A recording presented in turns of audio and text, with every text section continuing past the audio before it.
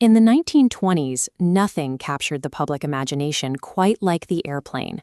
To climb into a cockpit was to leave the dirt and gravity behind and enter a realm of absolute freedom. But that freedom was a carefully controlled illusion. While the sky itself had no borders, the system dictating who got to experience it was rigorously fenced off. Early American aviation was designed as a closed circuit, engineered to keep marginalized groups permanently grounded. Bessie Coleman started about as far from a runway as you could get. She was born into deep poverty in rural Texas. For years, her reality was the brutal, back-breaking labor of the cotton fields, a sharp contrast to the wealthy, glamorous world of early pilots. Yet she carried a singular, consuming obsession. She wanted to fly, even with absolutely no money, no mechanical training, and no social connections.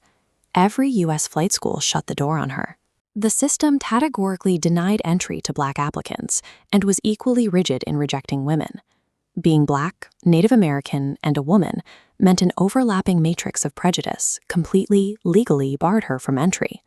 The front door to her dream was bolted shut from the inside, and no amount of willpower was going to force it open.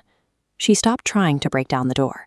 If the American system was rigged against her, she would bypass it entirely by looking across the Atlantic.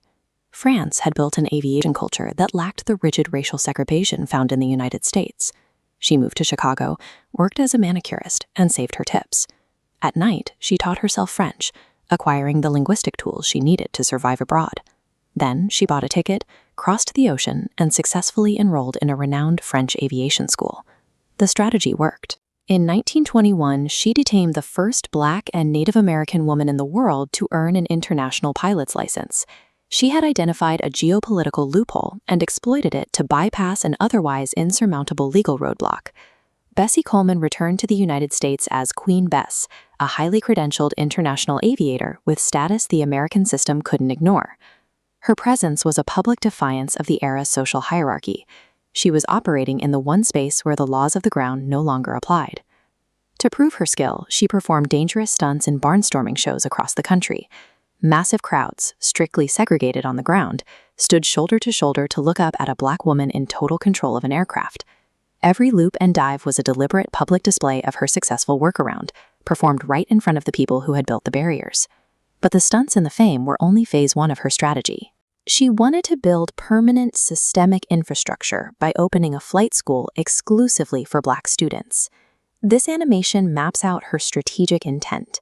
She wanted to scale her personal exploit. By creating a pipeline at home, future generations wouldn't have to flee the country to learn how to fly.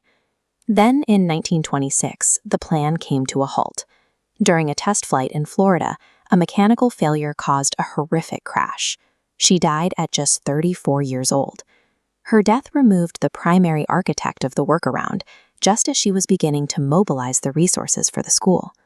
However, her strategy survived. By achieving such highly publicized success, she left behind a tangible, tested blueprint for other marginalized aviators. In the years that followed, Black aviators established their own flight clubs and schools. They walked through the doors she had forced open. Bessie Coleman showed that while the American barrier was real and heavy, it was not absolute. She didn't just take flight. She proved that even the most